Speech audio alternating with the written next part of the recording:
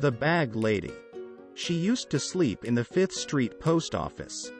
I could smell her before I rounded the entrance to where she slept, standing up, by the public phones. I smelled the urine that seeped through the layers of her dirty clothing and the decay from her nearly toothless mouth.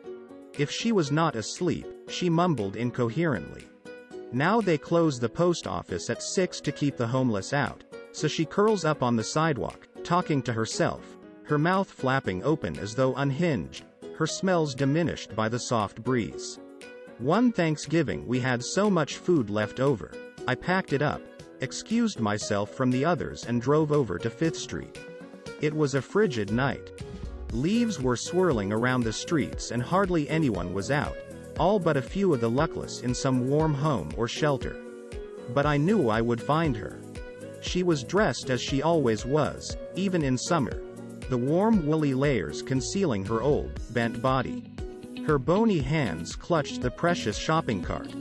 She was squatting against a wire fence in front of the playground next to the post office.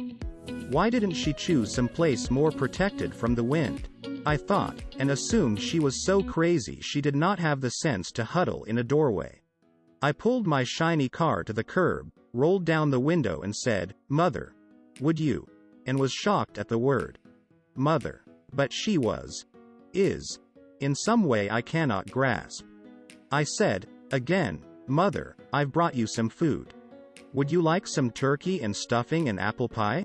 At this the old woman looked at me and said quite clearly and distinctly, her 2 loose lower teeth wobbling as she spoke, "Oh, thank you very much, but I'm quite full now.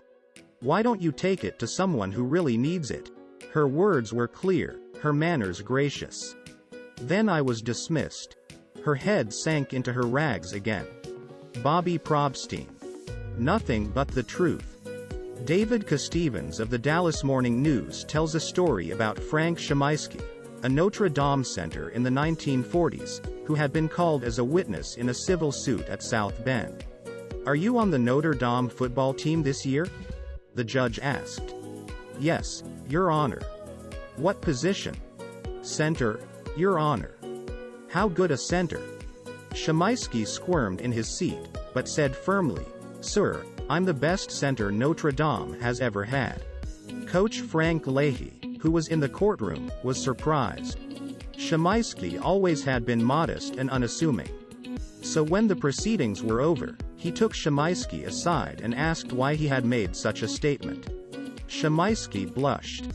"I hated to do it, Coach," he said. "But, after all, I was under oath." Dallas Morning News. Thanks for watching.